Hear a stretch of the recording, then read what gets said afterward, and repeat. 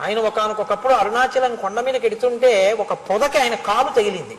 దాంట్లో తేనె పట్టుంది, తేనెటీగలు లేచాయి.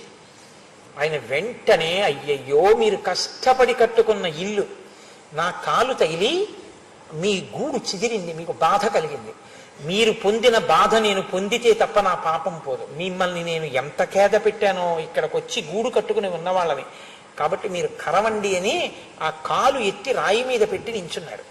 తేనెటీగలన్నీ వచ్చి కాలు ఇక్కడి నుంచి పాదం వరకు పట్టేసి శుభ్రంగా కరిచేసి వదిలిపెట్టాయి. ఆయన కాలు ఎర్రగా అయిపోయి ఇంత లావున వాచిపోయింది. వాచిపోయిన తర్వాత వచ్చారు గుహలోకి. విరూపాక్ష గుహ అని ఇప్పటికీ ఉంది ఆయన ఉన్న గుహ. ఆ గుహ దగ్గరికి వస్తే ఆయన దగ్గర ఉండేవాడు కుంజుస్వామిని ఒక పరిచారికుడు. ఆయన చూసి అయ్యయ్యో భగవన్ ఏమిటిది అన్నారు. అంటే ఈ కాలు అనేవారు ఆయన. ఆయన ఎప్పుడు శరీరాన్ని వేరుగా చెప్పేవారు. ఇది అంటుండేవారు ఆయన. ఇది వాటి గూట్ని పాడు చేసింది. మరి ఇది శిక్ష అనుభవించాలిగా. అవి దీన్ని ఒక్కదాన్నే కరిచాయి, ఆయన మిగిలిన శరీరాన్ని కరవలేదు.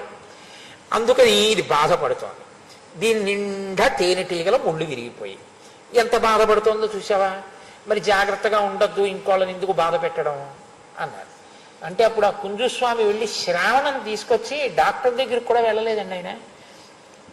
ముళ్ళు తీసేశారు, ఒక్కొక్క ముళ్ళు. అందుకే రమణుడి శరీరం విడిచిపెట్టేసేంత వరకు ఒక కాలు లావుగా ఉంటుంది ఆయన ఫొటోస్లో కూడా ఇప్పటికీ.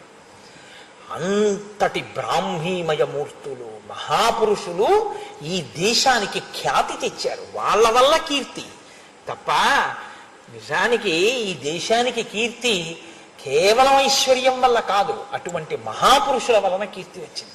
సరే, ఇప్పుడు నా ప్రసంగం ఆ భగవాన్ రమణుల వైభవము అన్న వైపుకి వెడితే నేను ఆపుకోలేను. నాకు ఆయన అంటే అంత భక్తి, మహానుభావుడు.